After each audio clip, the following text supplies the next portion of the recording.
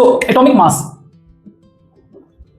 Atomic mass, John Dalton की theory में हम लोगों को एक बात तो समझ में आ गया। जॉन डाल्टन ने ये कहा था, जॉन डाल्टन ने ये कहा कि जितने भी एलिमेंट्स हैं या एटम भी कह लो, जितने भी एलिमेंट्स हैं उन सबका एक यूनिक मास है, यूनिक मास। ये हम लोग पोस्टुलेट में डिस्कस किए हुए हैं भाई। सो सबका जो है यूनिक फिक्स मास है, और यही फिक्स मास सारे एलिमेंट का यही डिसाइड करता है इसका बिहेवियर। बिहेवियर का मतलब कैरेक्टरिस्टिक्स, कि ये किस तरीके का बिहेव करेगा, इसका केमिकल प्रॉपर्टीज। कैरेक्टरिस्टिक्स का मतलब chemical properties, basically chemical properties. और ये किस तरीके से, मतलब how it will form, means way to form compound, किस तरीके से बनाएगा, किससे बनाएगा, ये भी फिक्स है।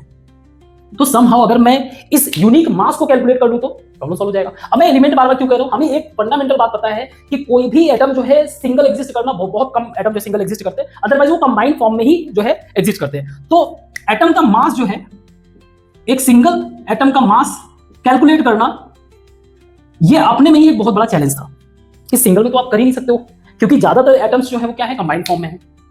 तो फिर एक नया कंसेप्ट आया, अभी हम लोग जॉन डाल्टन के लेवल पे बात कर रहे हैं। एक नया कंसेप्ट आया जिसको बोलते हैं relative atomic mass. Relative atomic mass का मतलब क्या है आप समझो। जैसे एग्जांपल के लिए अगर मान लो ये एक इतना जनरल कंसेप्ट है, हमारे रेगुलर लाइफ में यूज होता है, ठीक है।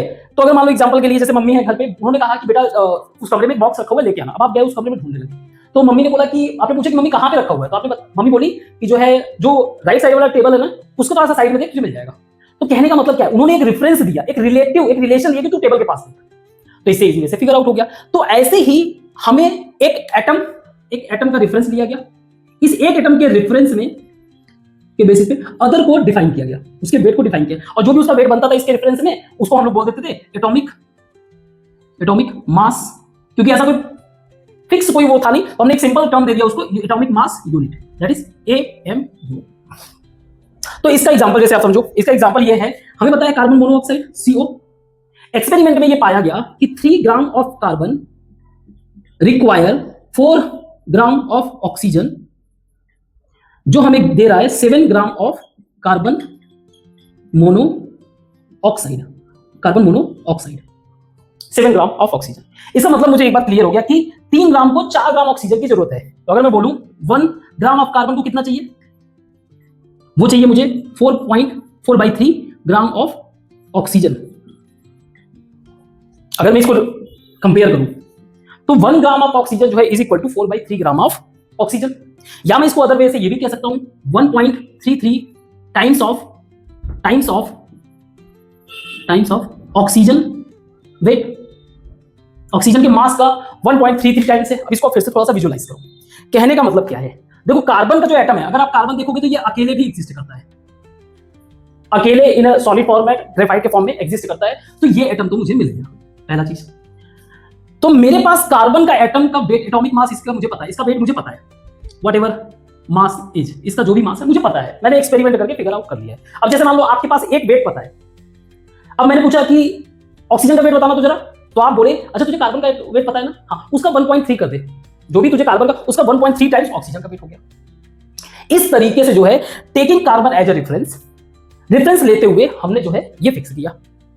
बट एक इसमें समस्या था, इसमें समस्या ये था कि ज्यादातर जो वैल्यूज आ रहे थे, जितने भी हम लोग, क्योंकि देखो कार्बन जो है लगभग कई सारे एलिमेंट के साथ जो है कंबाइंड होता है, दैट इज द रीजन इसका रेफरेंस लिया गया। अब इसके जो वैल्यूज आ रहे थे, most of the values in fraction.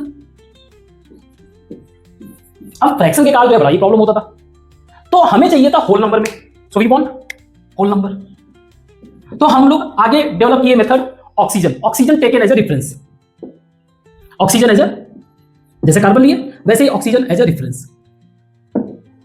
अब जब ऑक्सीजन एज अ रेफरेंस लिए तो इसमें समस्या ये आ गया कि 1912 में आइसोटोप का खोज हुआ।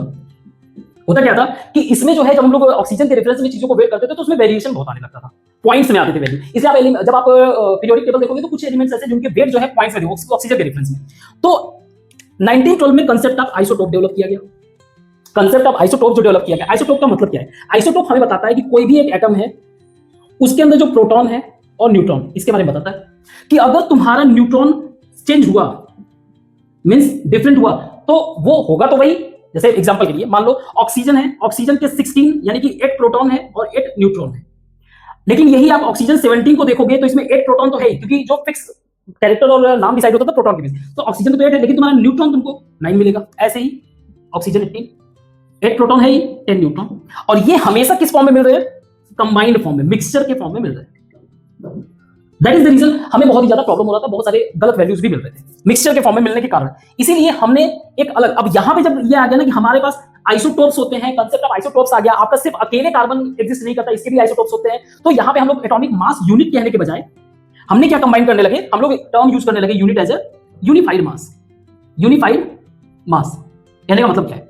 हमने क्या किया, जैसे मान लो ऑक्सीजन जो है आपके यूनिवर्स में मान लो 50% है, ये जो है मान लो 30% है, एग्जांपल के लिए, एग्जैक्ट बिल्कुल भी ये पूरी तरीके से गलत डेटा है, ठीक है, सिर्फ एग्जांपल के लिए 30% और ये मान लो 20% है।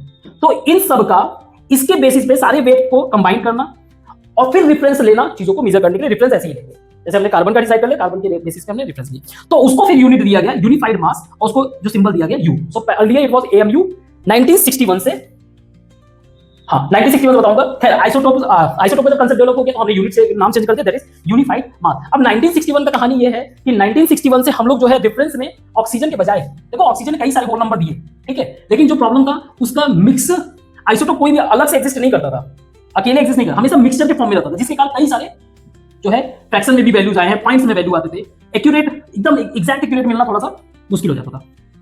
इसीलिए आईयूपीएसी ने क्या किया, 1961 से C12 को एज ए रेफरेंस लिया गया, C12। अब ये क्या है, ये भी कार्बन का आइसोटोप है, कार्बन आइसोटोप, इसके अंदर 6 प्रोटॉन और 6 न्यूट्रॉन है,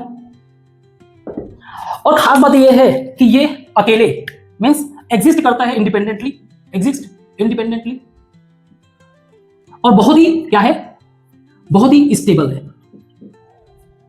इसको हमने रेफरेंस लिया। अब आप देखो इसके अंदर क्या है, 6 प्रोटॉन है, मान लो तुम्हारा प्रोटॉन का साइज कुछ ऐसा है, कोई ऐसा है, कुछ ऐसा है, ऐसा करके मान लो 6 प्रोटॉन और 6 न्यूट्रॉन, कितने हो गए, 2 4 6 8 10 12 कुछ भी है, ठीक है, ये मेरे 6 प्रोटॉन और 6 न्यूट्रॉन। तो मैंने 1 यूनिट को डिफाइन किया 1/12 ऑफ C12, जो भी इसका मास है C12, इसको हमने 1 यूनिट डिफाइन किया।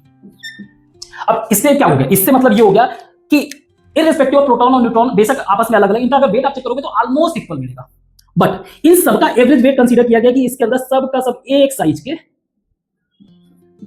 और रीजन ये था, आप अगर देखोगे जितने भी एलिमेंट हैं सब में अल्टीमेटली आपको इलेक्ट्रॉन न्यूट्रॉन प्रोटॉन ही मिलेगा, तो बस इजी हो गया हमें कैलकुलेट करना। इसलिए हम लोगों ने क्या यूज किया, C12 as a reference to weight atomic mass of any element. तो ये समझ में आया आपको, कितने हुए, 4 8 12, ठीक, सबका एक मास। अब अगर मान लो कोई जैसे हाइड्रोजन है, ठीक है, हाइड्रोजन है, हाइड्रोजन के अंदर अगर वेट करना हो, हाइड्रोजन का कितना वेट है, तो उसका क्या मिलेगा, 1 यूनिट। हीलियम है 2 यूनिट, ठीक है, क्योंकि ये किस चीज को रिप्रेजेंट कर रहा है, जैसे इसके अंदर कितने मिलेंगे, इसके अंदर अगर मैं प्रोटॉन और न्यूट्रॉन के टर्म में बोलूं तो इनमें से एक ही मिलेगा ना, अगर मैं वैल्यू कंसीडर करूं तो अगर किसी एक एलिमेंट में सिर्फ एक ही प्रोटॉन होगा तो उसका वेट क्या होगा, 1 यूनिट। 1/12 का मतलब क्या है, जितना वेट है उसका 1/12 कर दो, तो अगर एक प्रोटॉन का जो वैल्यू रहेगा तो 1, 2 रहा तो 2, तो बड़ा ही अच्छे तरीके से हमें होल नंबर में भी मिल गया ज्यादातर वेट, और इजी तरीका भी हो गया, थोड़ा स्टेबल चीज भी मिल गया। तो इस तरीके से हम लोगों ने क्या किया, एटॉमिक मास को डिसाइड किया कि जो हमारा एटम है उसका वेट कितना होगा, कैसे होगा, ठीक है।